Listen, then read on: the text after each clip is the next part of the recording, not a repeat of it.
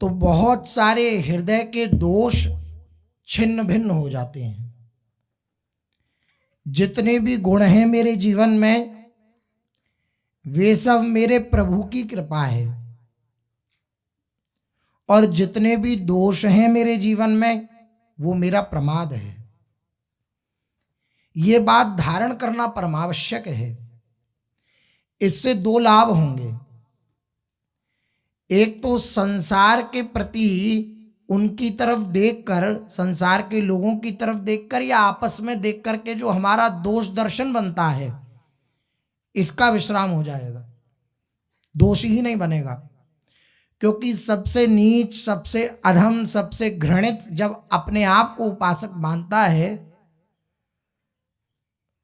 और उपासक की तो बात क्या ही की जाए, इस मार्ग के आचार्य भी यही कह रहे हैं, क्वाहम तुच्छः परम अधमः प्राण्य हो गरीय कर्मा।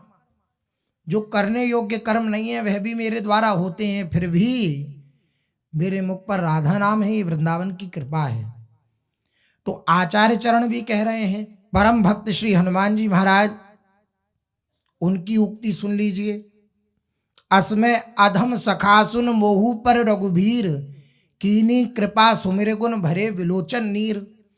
कहा मैं अधम, लेकिन मुझ जैसे अधम पर भी श्री रघुनाथ जी इतनी कृपा करते हैं, इसलिए उनकी कृपा पर भरोसा रखो विभीषण।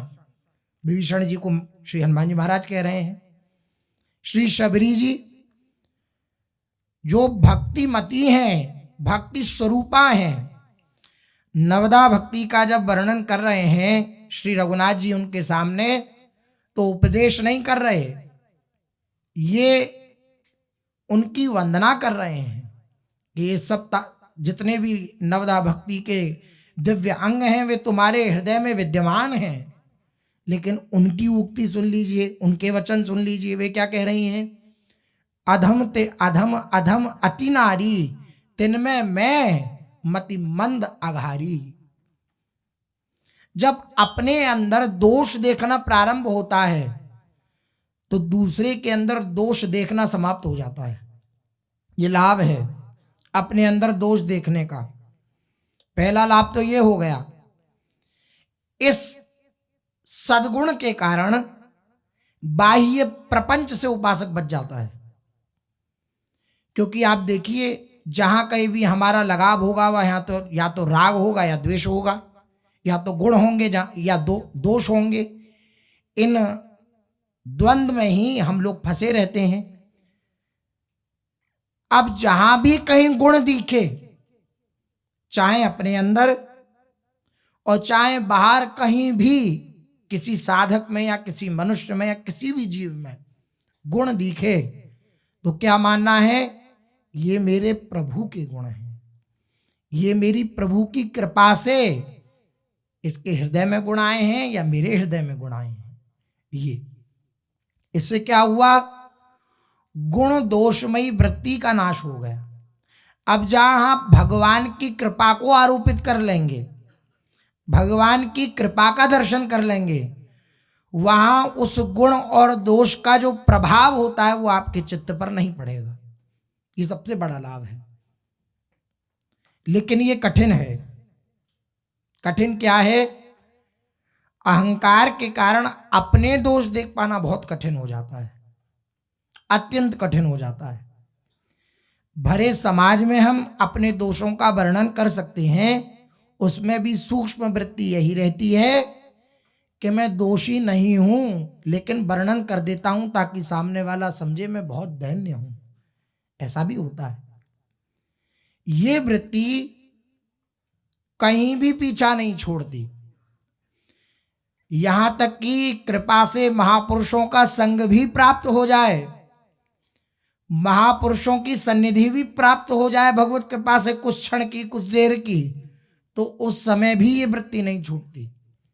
मैं ऐसा क्या कर दूं कि संत महापुरुष जन मुझे बहुत बड़ा भक्त समझें, प्रेमी समझें, प्रभु के प्रति आसक्त समझें। हम अपनी असलियत महापुरुषों के आगे भी प्रकट करने में संकुचित होते हैं।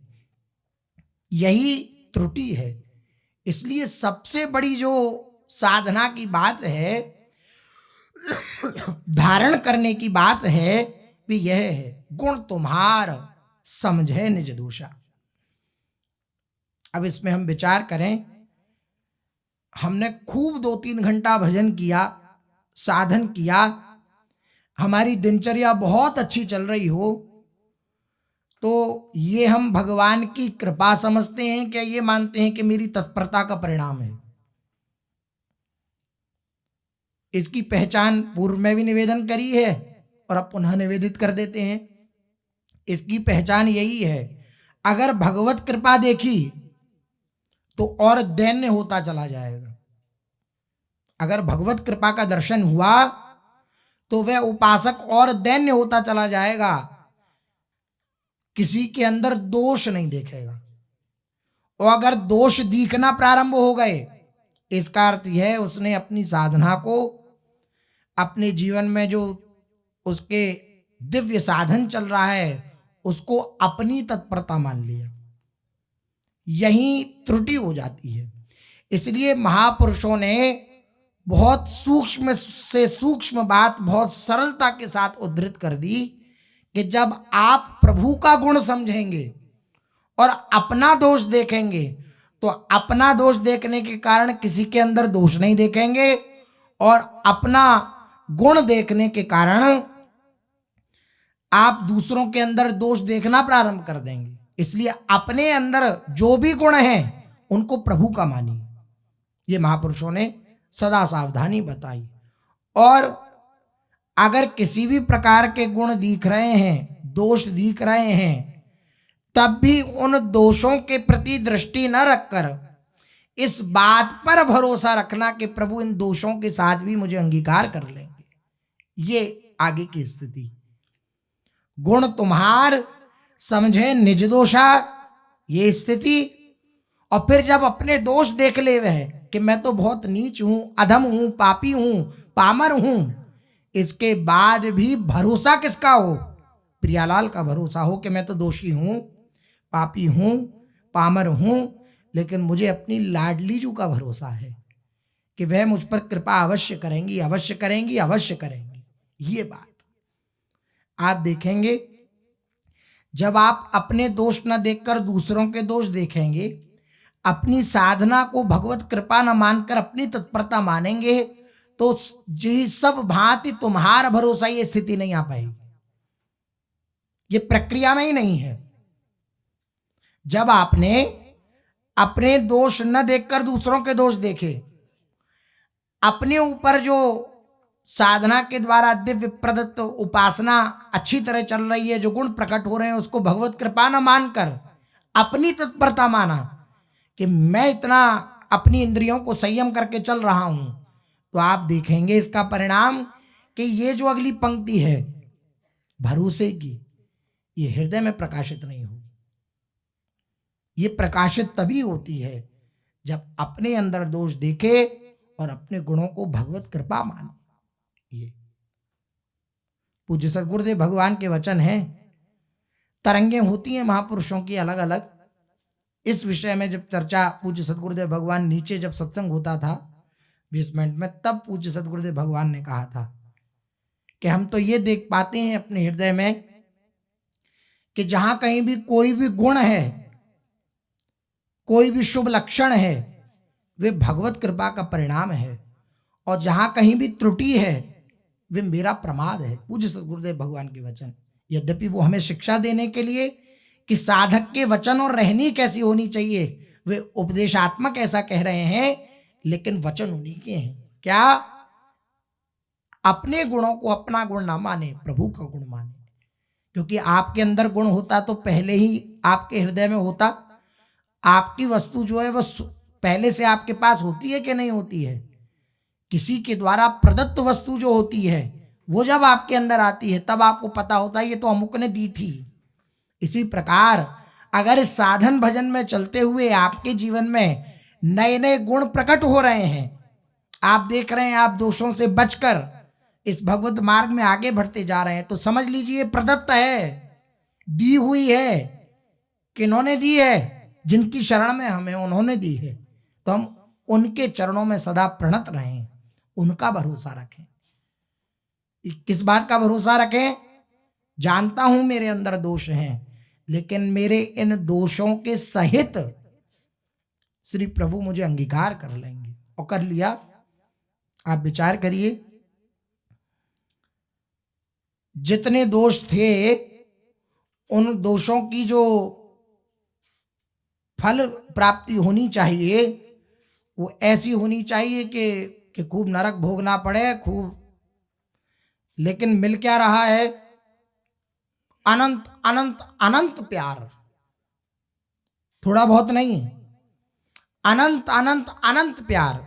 हाँ, अपनी आसक्ति के कारण, शरीर आसक्ति के कारण, अपनी मांगों के कारण, अपनी कामनाओं के कारण हम इस बात को भले ही हृदय में अनुभव न कर पाए, लेकिन अनंत अनंत अनंत प्यार उनका मिल रहा है। और हमारी स्थिति ऐसी रही है और संभवतः ऐसी है कि जिसका परिणाम बहुत दुखद हो, लेकिन फिर भी हमारे प्रीतम हमसे प्यार कर रहे हैं। यही प्रेम का सर्वोपरि धर्म है। अपने दोषों को देखते हुए भी प्रियालाल के प्रेम पर भरोसा, ये प्रेम का धर्म है। अपने में निरंतर दोष, अभाव, बुराई, त्रुटि दिखना और प्रेमास्पद प्रभु का इस ओर जरा भी ध्यान न देना, और जरा भी प्रभु का ध्यान न देकर सदा सर्वदा अपने स्वभाववश ही अनंत प्रेम करते दिखना, यही तो प्रेम की ऊंची साधना है। वे हमारे दोषों को न देखकर अपने स्वभाव से प्रेम करते हैं। उनका स्वभाव है प्रेम करना, उनका स्वभाव गुण दोष देखना नहीं है। आप सच मानिए, अगर गुण दोष देखना उनका स्वभाव होता तो हमको अनुभव ही कैसे आता उनके प्रेम का? हमें वे कैसे अंगीकार कर पाते? गुण दोष देखना तो संसार का स्वभाव है। गुणमानी संसार और सकल गुण प्रीत बिनु, बहुत धरत सिर भार श्री हरिवंश कृपा बिना। गुणमानी संसार, गुण को देखने वाला, गुण को मानने वाला कौन है? संसार है। आपके अंदर कोई गुण नहीं होगा, आप किसी योग्य नहीं होंगे, तो कोई भी आपको अपने निकट बैठाना पसंद नहीं करेगा। कोई ये नहीं कहेगा आपसे कि आप आ जाओ हमारे निकट बैठ जाओ। वो अपनी बेइज्जती का अनुभव करेंगे आपको अपने निकट बिठाने में। संसार का तो ये स्वरूप है। अरे अपने सगे माता पिता के प्रति ऐसा व्यवहार कर देता है संसार, तो औरों की तो बात छोड़िए। जिनकी कृपा से, जिन्होंने पालन पोषण किया, आजीवन उनको पढ़ाया लिखाया, वे जब बड़ी डिग्री प्राप्त करके वो बड़े उच्च पदों पर पहुंच जाते हैं, तो ऐसा भी देखा गया कि वे अपने माता पिता की अवहेलना कर देते हैं, यहाँ तक कि पहचानने से इनकार कर देते हैं। ये बड़ी विचित्र स्थिति आती है। ये संसार का स्वरूप है। लेकिन हमारे प्रभु का ये बात नहीं है। ये लाडली जू का दरबार ऐसा है कि यहाँ दुनिया के जितने सताए लोग हैं आ जाओ, लाडली जू अपने हृदय से लगा लेंगे। लाडली जू की सखियों की जो दृष्टि है ना, यही लाडली जू का हृदय है। लाडली जू की सखियों की जो दृष्टि है, ये लाडली जू का हृदय है। ये दृष्टि जिन जिन पर पड़ती है, अर्थात लाडली जू अपने हृदय से लगा रही हैं। ये भाव हृदय में रहना चाहिए। जितने भी सताए हैं वे सब लाडली जू के दरबार में उच्च पदों पर आसीन हो जाते हैं। उच्च पद सबसे बड़ा क्या है? श्री प्रियालाल की निजता प्राप्त हो जाती है, उनके निकट रहना प्रारंभ कर देता है। वे उपासक जो अपने को सबसे हीन समझता है और सब जगह से ठुकराया जा चुका होता है, यह ऐसा दरबार है।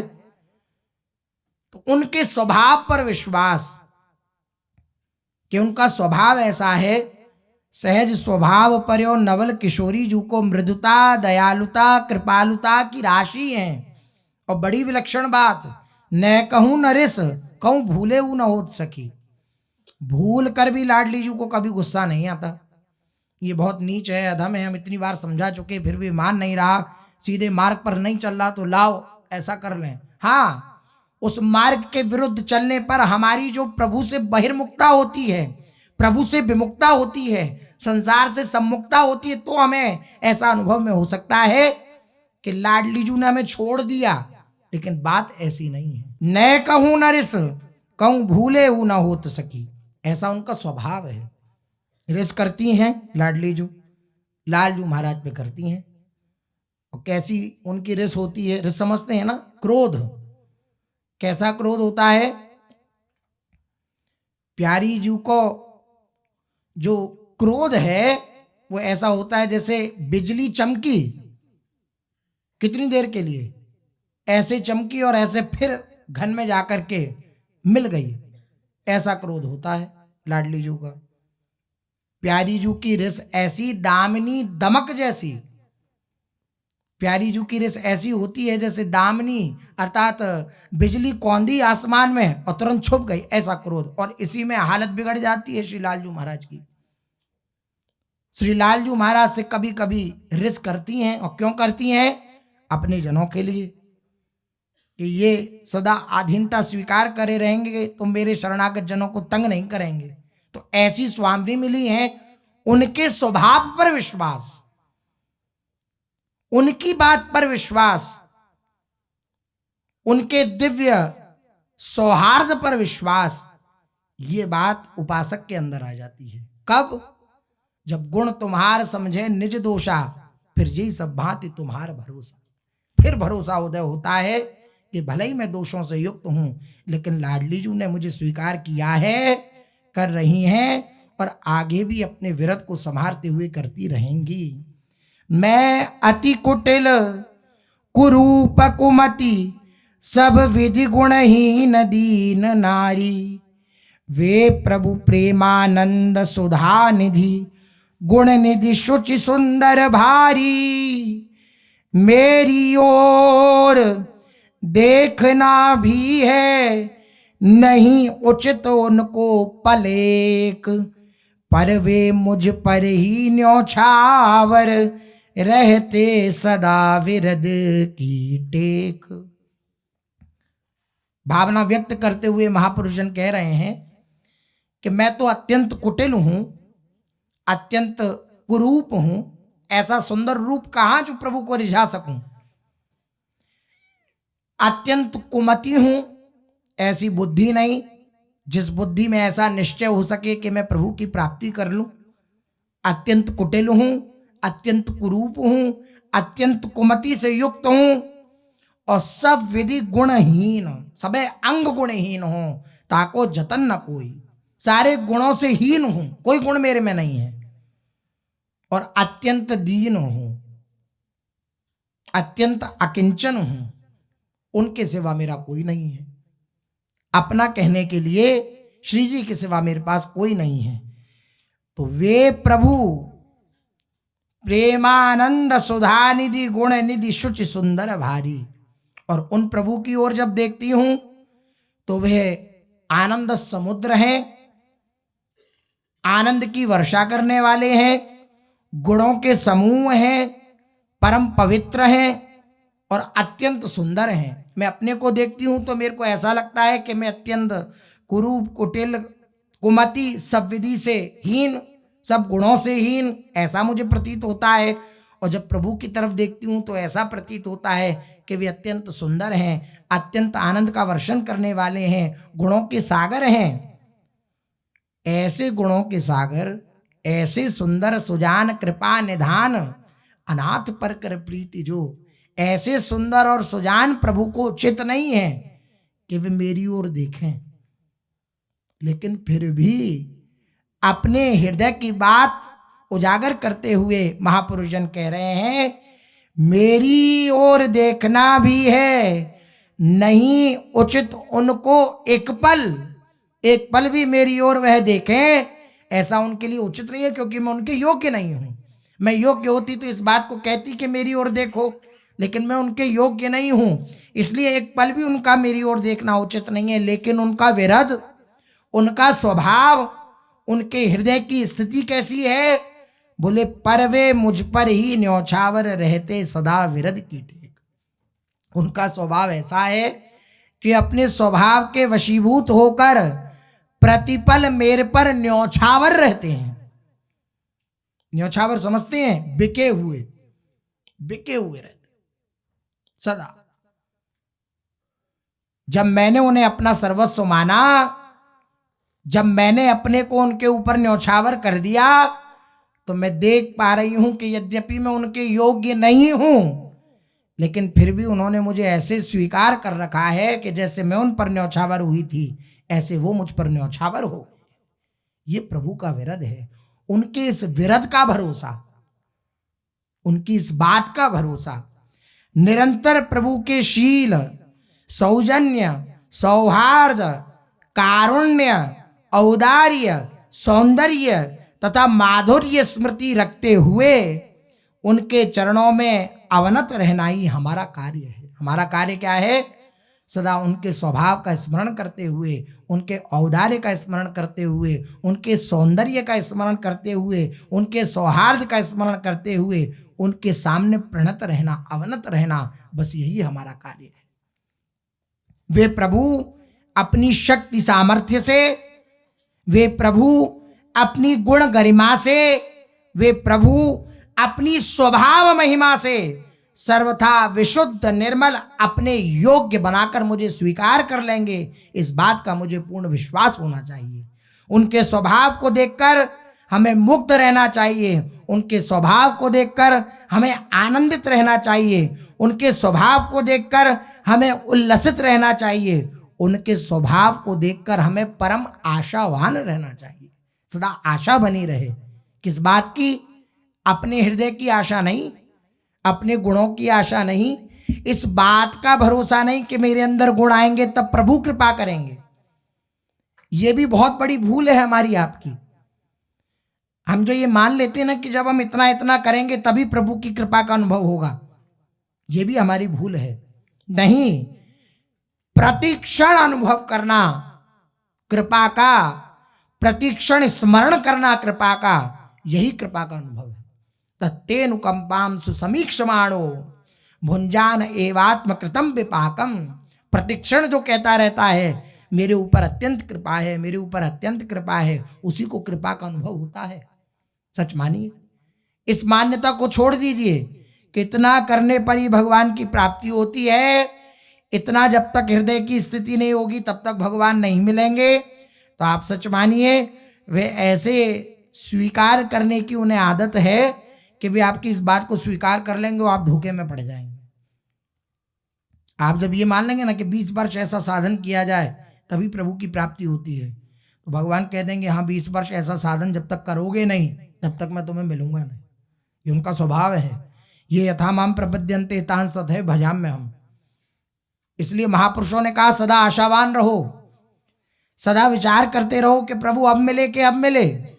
ये मत विचार करो कि इतने वर्षों बाद जब मैं इतना इतना जप कर लूंगा, इतना इतना तप कर लूंगा, इतने इतने साधन कर लूंगा, ऐसे अपने हृदय को शुद्ध कर लूंगा, तब कहीं जाकर भगवान के प्रेम का उदय मेरे हृदय में होगा। अगर ऐसा विचार करोगे तो ऐसा ही करना पड़ेगा। और ऐसा विचार करोगे कि मैं जैसा भी हूं लेकिन अपने गुरु वचनों के प्रभाव से, अपने गुरु वचनों का अवलंबन लेकर, अपने गुरु वचनों का आश्रय लेकर मैं इस बात को दृढ़ता से कहता हूं कि लाडली जी की मेरे ऊपर अत्यंत कृपा है और वो कभी भी मुझ पर अपनी दिव्य छवि का दर्शन करा सकती हैं। तो लाडली जी अत्यंत करुणामयी है, वो इस बात को स्वीकार कर लेंगी। आप इस बात को गांठ बांध लीजिए, जैसा बनना है वैसा सोचो, जैसा सोचोगे वैसा बन जाओगे। सिद्धांत पूछे सदगुरुदेव भगवान कहते हैं जैसा बनना है वैसा सोचो, जैसा सोचोगे वैसा बन जाओगे। आप सोचोगे इतना इतना करके और इतना साधन भजन करके तब बात बनेगी, तो तभी बात बनेगी। और आप सोचो कि अभी आज ही इसी क्षण बात बन गई तो बन गई। अब देखिए इस बात को विचार करते हुए अंदर से क्या आ रहा है? कहाँ बनी? नहीं बनी, क्योंकि अविश्वास हमें विश्वास नहीं होने दे रहा। ये अविश्वास हमें विश्वास नहीं होने देता। अरे नहीं, अभी एक क्षण में, एक घंटे में कहाँ कृपा हो सकती है? नहीं नहीं, ऐसा कहाँ हो सकता है? यह अविश्वास ही देरी कराता है। हम दृढ़ता से वर्तमान में जीना सीखें। हम बुरे हैं, अति बुरे हैं, बुरों के सरदार हैं, पर हमारे नाथ का हम पर अनोखा प्यार है, पर हमारे नाथ का हम पर अनोखा प्यार है नहीं वे देखते कोई बुराई भी कभी, सौंपने को है सदा तैयार अपने को अभी। महापुरुषों के वचनों पर विश्वास करिए, अपनी मानसिकता पर विश्वास मत करिए। अपनी मानसिकता का अवलंबन लेंगे, आश्रय लेंगे तो हारते चले जाएंगे, महापुरुषों के वचनों का अवलंबन लेंगे तो जीतते चले जाएंगे।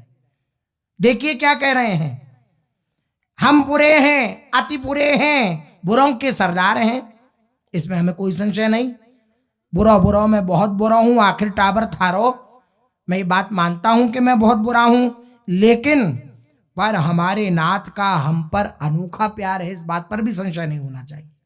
मैं बुरा हूं लेकिन मेरे जो नाथ हैं, मेरे जो स्वामी हैं, उनका मेरे ऊपर अत्यंत अनोखा प्यार है। मैं योग्य नहीं हूं उनके, लेकिन फिर भी मुझे वो अपना मानते हैं, ये उनका अनोखा प्यार है। इस बात पर दृढ़ता हो। और है नहीं वे देखते कोई बुराई भी कभी, कभी भी वे कोई भी बुराई अपने जन की नहीं देखते हैं, अपने जन के दोष प्रभु नहीं देखते हैं। निज अवगुण प्रभु मान न काऊ, दीन बंधु अति मृदुल स्वभाव, और सौंपने को हैं सदा तैयार अपने को अभी। वो सदा अपने को सौंपने के लिए कि मैं तेरा हूं, इस बात के लिए सदा तैयार बैठे हैं। और कब तैयार बैठे हैं? बोले अभी, इसी क्षण। सौंपने को हैं सदा तैयार अपने को अभी। अब आप अभी माने कि मेरे ऊपर प्रभु की अत्यंत कृपा है, तो अभी वे सौंपने को तैयार हैं। लेकिन अब अभी नहीं मान पाते, कभी कभी में रहते हैं कि कभी कृपा होगी, तो प्रभु भी फिर कभी में चले जाते हैं। नहीं, अभी। जब प्रभु की तरफ से ये शर्त नहीं है कि तुम पर हम कभी कृपा कर देंगे, तो हम क्यों शर्त रखें, हम क्यों ये मान्यता रखें कि हम पर कभी कृपा होगी? नहीं, हम पर अभी कृपा है, अभी कृपा है। हम अभी कृपा से घिरे हुए हैं, चारों तरफ हमारे कृपा ही कृपा है, कृपा ही कृपा है, ऐसा अनुभव करे उपासक। यही जीवन का परम लाभ है। तो गुण तुम्हार समझे निज दोषा, जी सब भांति तुम्हार भरोसा।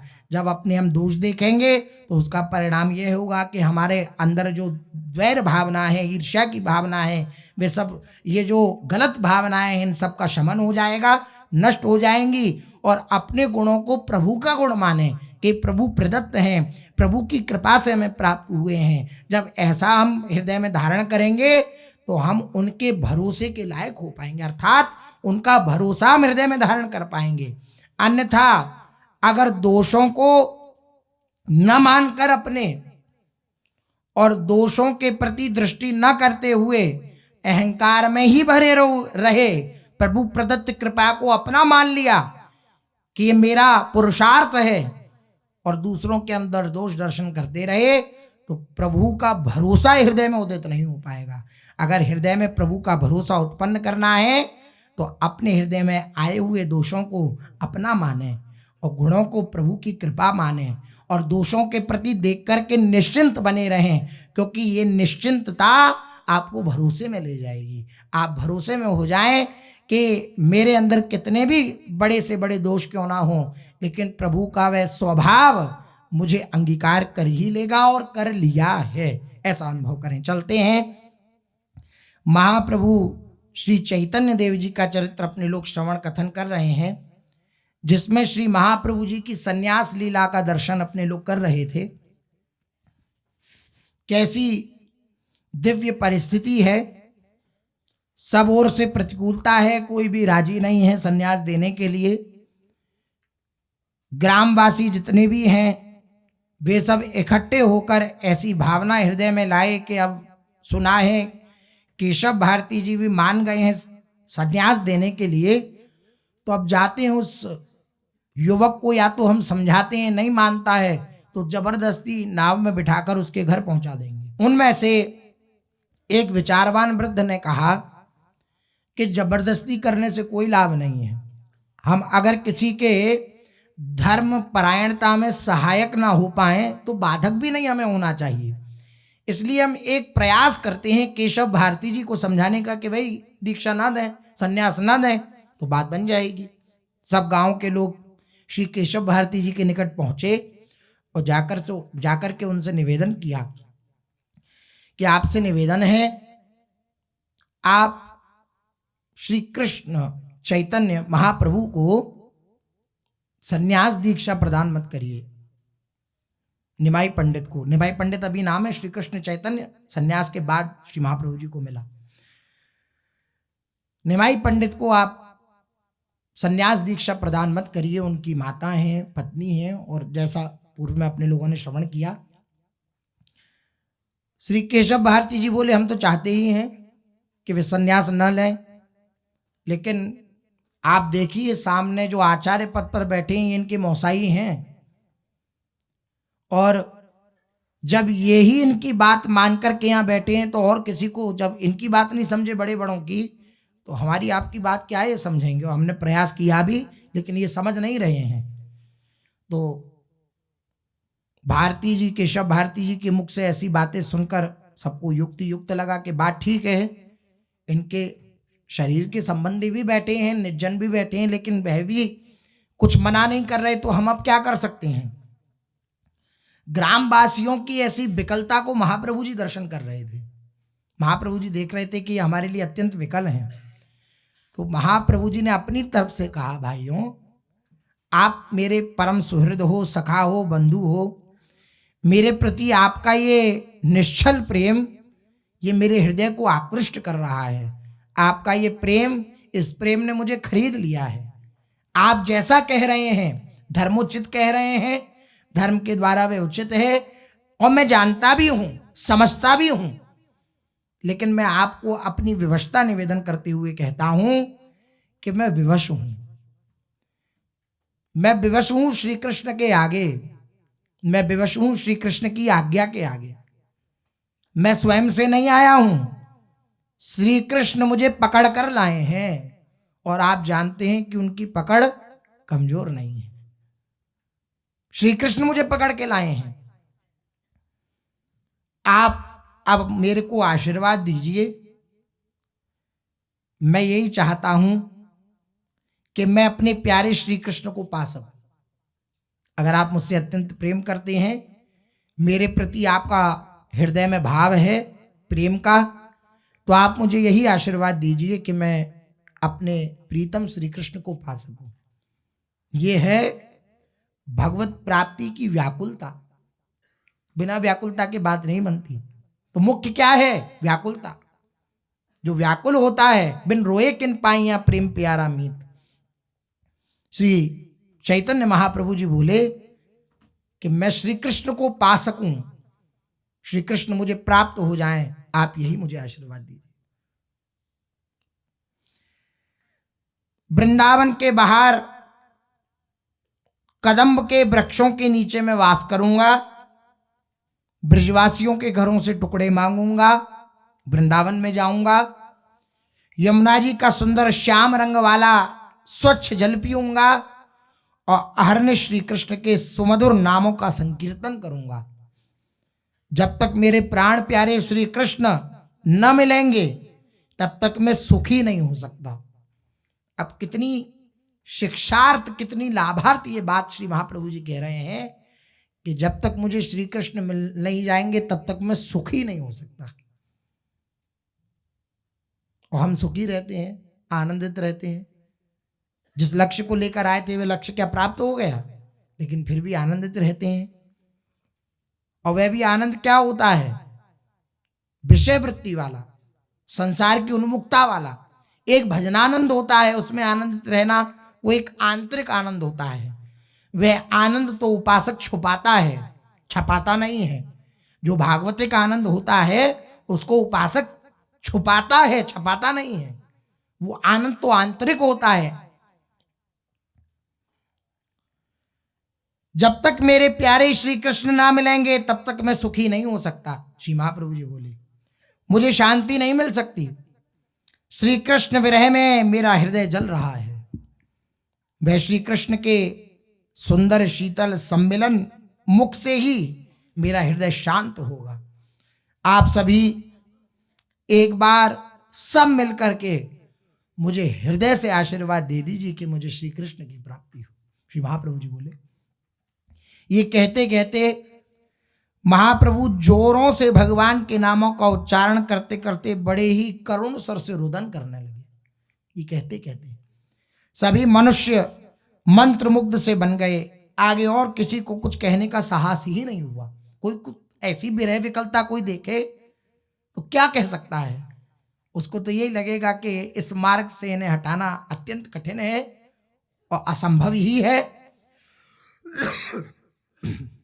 जब लोगों ने देखा कि महाप्रभु किसी प्रकार भी बिना संन्यास लिए नहीं मानेंगे, तो सभी ने उनके शुभ काम में सहायता करने का निश्चय किया कि जब ये नहीं मान रहे तो इनके कार्य को हमें प्रोत्साहित करना चाहिए, प्रोत्साहन देना चाहिए। केशव भारती जी से पूछकर कोई तो आसपास के सन्यासियों को बुलाने चला गया, कोई पूजन की सामग्री के लिए दौड़ा, पूजन की सामग्री लेने के लिए, कोई जल्दी से केला और आम्र पल्लव ही ले आया, कोई दूध की हांडी ही उठा लाया, कोई बहुत सी मिठाई ले आया। इस प्रकार बात की बात में ही केशव भारती जी का संपूर्ण आश्रम खाद्य पदार्थों से तथा पूजन की सामग्री से भर गया।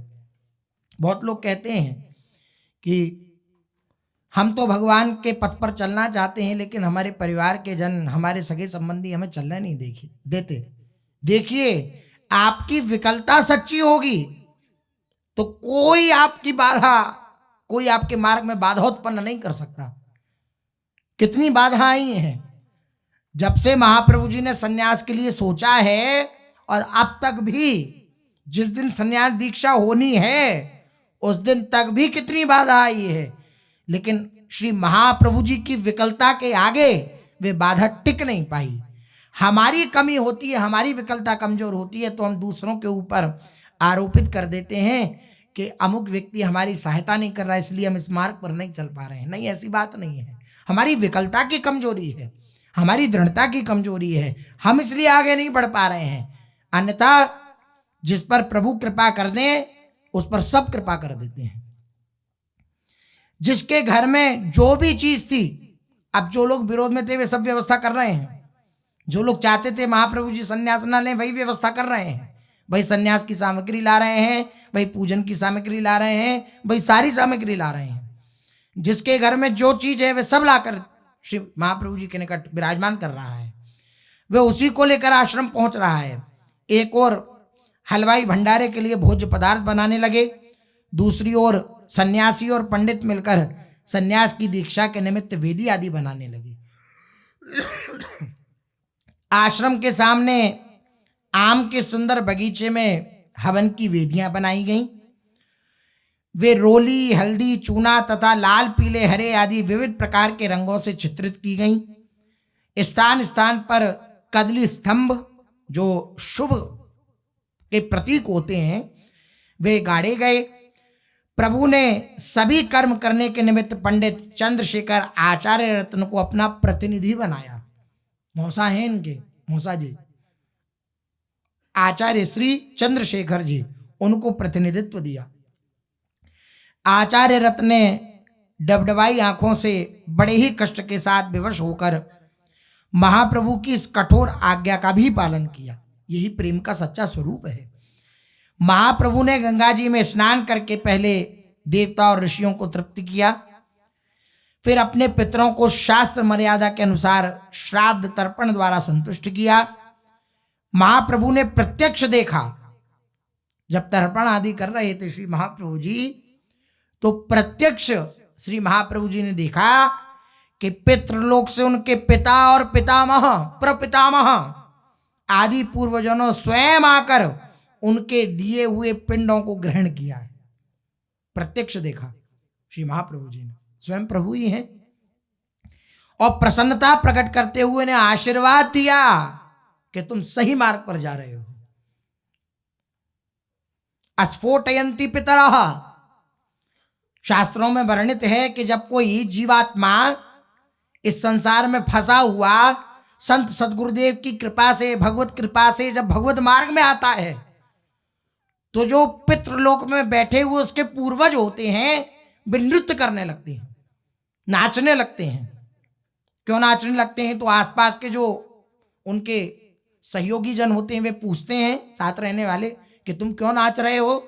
तो वो कहते हैं कि हमारे कुल का एक बालक भगवान का भक्त बन रहा है, इसलिए हम नाच रहे हैं, क्योंकि वह भक्त बनेगा तो हमारा भी कल्याण हो जाएगा, हम भी भगवत धाम को प्राप्त करेंगे।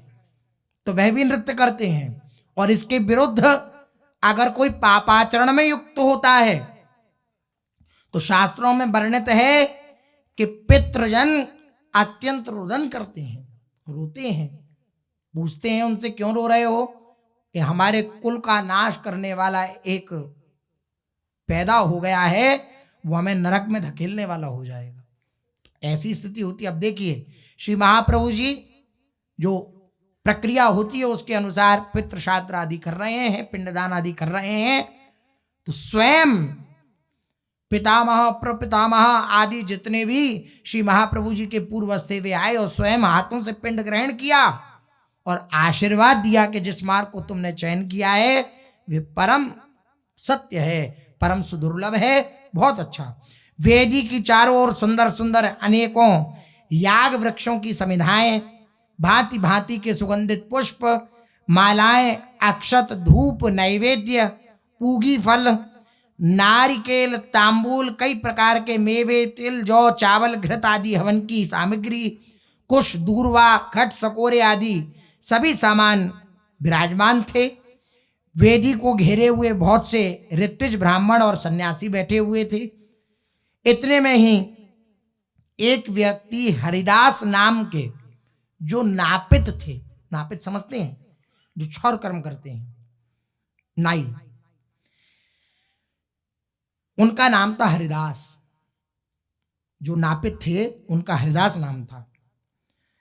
तो एक व्यक्ति उन नापित हरिदास जी को साथ लेकर के आश्रम पर आ पहुंचा।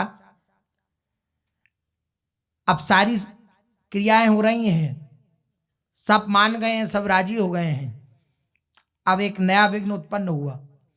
ये जो हरिदास नापित आए हैं श्री महाप्रभु जी का मुंडन करने के लिए, भद्र करने के लिए, वे श्री महाप्रभु जी का दर्शन करेंगे और कहेंगे चाहे करोड़ों बार, करोड़ों जन्म मुझे नरक में धकेल दिया जाए, मैं मर जाऊं, लेकिन महाप्रभु जी के मस्तक का ये जो बाल हैं इनको मैं नहीं हटाऊंगा, भद्र नहीं करूंगा, मुंडन नहीं करूंगा महाप्रभु जी का।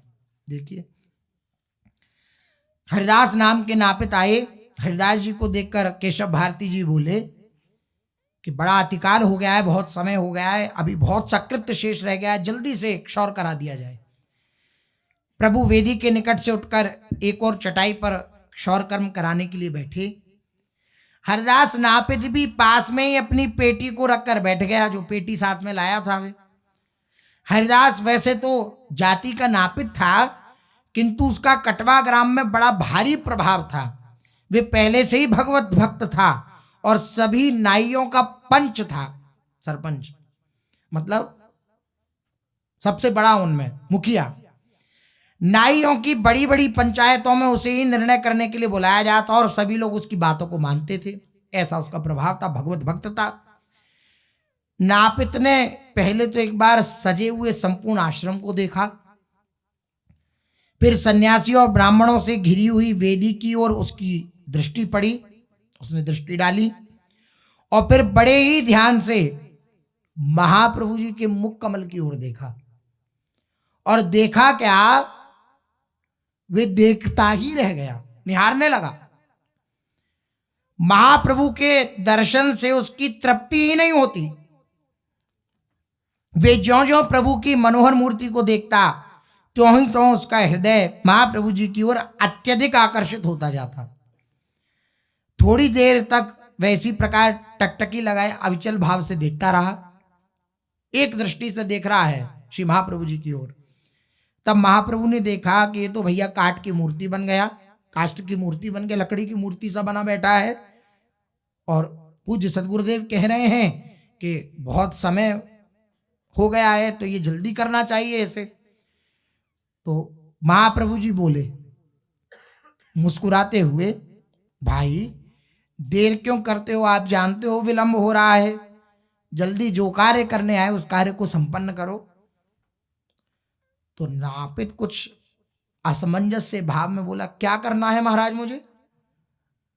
और कोई नापित जीवन भर जिसने नाई का कार्य किया हो, उसी कार्य के लिए वह आया हो, और वो कार्य करना भूल जाए, और जब कोई कहे कि अपने कार्य को करो तो वो कहे कि मुझे क्या करना है, तो आप समझ लीजिए कि चित्त की क्या दशा होगी। क्या करूं महाराज, क्या करना है मुझे? महाप्रभु जी ने कहा, छौर करने आए हो, छौर करो। छौर क्यों नहीं करते हो? इसलिए तो तुम्हें बुलाया है। तो नापित ने कहा, आपके बाल तो बहुत बड़े बड़े हैं, मालूम पड़ता है आपने आज तक अपने बालों को बनवाया नहीं है। महाप्रभु जी ने कहा, ये तो ठीक है, किंतु सन्यास के समय संपूर्ण बालों को बनवाने का शास्त्र नियम है, भद्र कराना चाहिए। नापित ने कहा, तो महाराज साफ बात है, आप चाहे बुरा मानिए या भला, मुझसे ये निर्दय कार्य नहीं होगा। एक और अड़चन, अब महाप्रभु जी को इसे मनाना पड़ेगा। मुझसे ये निर्दय कार्य नहीं होगा, मैं आपका मुंडन नहीं कर सकता। आप आज्ञा करें तो मैं अपने छुरे से अपने प्रिय पुत्र का वध कर सकता हूं। ये देखिए, पावत ही तिनको दरस उपजे भजनानंद। इतना प्रेम की उमगन बढ़ जाती है महाप्रभु के दर्शन से, महाप्रभु के प्रति इतना चित्त आकृष्ट हो जाता है कि अपनी स्थिति में नहीं रहता जो भी उनका दर्शन करता है। उस नापित ने कहा, लिखा हुआ है, मन से नहीं कह रहे, उस नापित ने कहा, ये निर्दय कार्य मैं नहीं करूंगा, आप मुझे आज्ञा कर देंगे तो अपने छुरे से अपने प्रिय पुत्र का वध कर सकता हूं, किंतु इन काले काले घुंघराले बालों को काटने की मुझ में सामर्थ्य नहीं है। महाप्रभु, इन रेशम के से लच्छेदार केशों के ऊपर मेरा छुरा नहीं चल पाएगा, वे फिसल जाएगा, ये काम मेरी शक्ति से बाहर है। कटवा ग्राम में और भी बहुत से नाई रहते हैं, आप उन्हें बुला लीजिए, किसी को भी बुला लीजिए, पर ये कार्य मैं करूं ये आशा आप स्वप्न में भी मत रखिए, मैं ये कार्य नहीं कर पाऊंगा। तो महाप्रभु जी ने अधीरता प्रकट करते हुए कहा, हरिदास तुम मेरे शुभ कार्य में क्यों रोड़े अटका रहे हो? रोड़े मत अटकाओ, मैं श्री कृष्ण से मिलने के लिए व्याकुल हूं, तुम मेरे इस काम में सहायक बनो, अक्षय सुख के भागी बनोगे, तुम्हें अक्षय सुख की प्राप्ति होगी, मेरे इस कार्य में सहायता करने से तुम्हारा कल्याण होगा। जैसे कोई कार्य कोई करने के लिए राजी ना हो तो उसे कहा जाता है ना कि तुम ये कर दो तुम्हें इतना हम दे देंगे, चलो इससे नहीं मानोगे तो और लो, इतना और तुम्हें दे देंगे, लेकिन इस कार्य को कर दो। ऐसे महाप्रभु जी कहने लगे, तुम्हें अक्षय सुख मिलेगा, तुम्हारा कल्याण हो जाएगा, भगवान तुम्हें यथेच्छ धन संपत्ति प्रदान करेंगे और मेरे आशीर्वाद से तुम सदा सुखी बने रहोगे, बस भद्र कर दो, मुंडन कर दो मेरा। हरिदास नापित ने सूखी हंसी हंसते हुए कहा, जैसे कोई कटाक्ष युक्त हंसी होती है ना, ऐसी हंसी हंसते हुए कहा, धन तो मेरे है नहीं, संतान चाहे मेरी आज ही मर जाए और मेरे संपूर्ण शरीर में चाहे गलित कुष्ठ क्यों ना हो जाए, पर प्रभु मुझे ये कार्य नहीं करना है तो नहीं करना है, मुझसे ये कार्य नहीं होने का है। धन संपत्ति और स्वर्ग का लोभ देकर आप किसी और को बहका सकते हैं, मुझे इनकी इच्छा नहीं है। आप नगर से दूसरा नापित बुला लीजिए, मैं इसके लिए राजी हूं, लेकिन मैं ये कार्य नहीं करूंगा। महाप्रभु ने कहा, हरिदास बिना मुंडन संस्कार के सन्यास कर्म संपन्न नहीं हो सकता। सन्यास कर्म में तुम ही तो एक प्रधान साक्षी हो, तुम मुझ दीनहीन दुखी कंगाल पर दया क्यों नहीं करते? मेरे प्राण श्री कृष्ण के लिए तड़प रहे हैं, तुम इस प्रकार मुझे निराश कर रहे हो। भैया देखो, मैं अपनी धर्म पत्नी से अनुमति ले आया हूं, मेरी माता ने मुझे सन्यासी होने की आज्ञा दे दी है, तुम्हें ऐसा लगता हो कि किसी से आज्ञा न ली हो। तो महाप्रभु जी सफाई भी दे रहे हैं कि देखो, धर्म पत्नी से भी आज्ञा ले आया, अपनी माता से भी आज्ञा ले आया हूं। मेरे पितृतुल्य पूज्य मौसा आचार्य रत्न स्वयं अपने हाथों से सन्यास का कृत्य करा रहे हैं, देखो तो सही। और पूज्यपाद गुरुवर केशव भारती जी ने भी मेरी प्रार्थना स्वीकार कर ली। अब तुम क्यों मेरे शुभ कार्य में विघ्न उपस्थित करते हो? तुम मुझे सन्यासी होने से क्यों रोकते हो? नापित ने कहा, प्रभु मैं आपको कब रोकता हूं? आप भले ही सन्यासी बन जाइए, किंतु मेरा कथन इतना ही है कि मुझसे ये पाप कर्म नहीं हो सकेगा, मैं ये कार्य नहीं कर सकूंगा। आप सन्यासी हो जाइए, किसी दूसरे नापित को बुला लीजिए। महाप्रभु ने कहा, यह बात नहीं है हरिदास, यह कार्य तुम्हारे ही द्वारा होगा। अब जब भक्त हट कर लेता है तो भगवान भी हट करते हैं। तुम्हें जो भय हो वो मुझसे कहो, तुम्हें क्या भय है? किस भय के कारण तुम मुंडन नहीं कर रहे?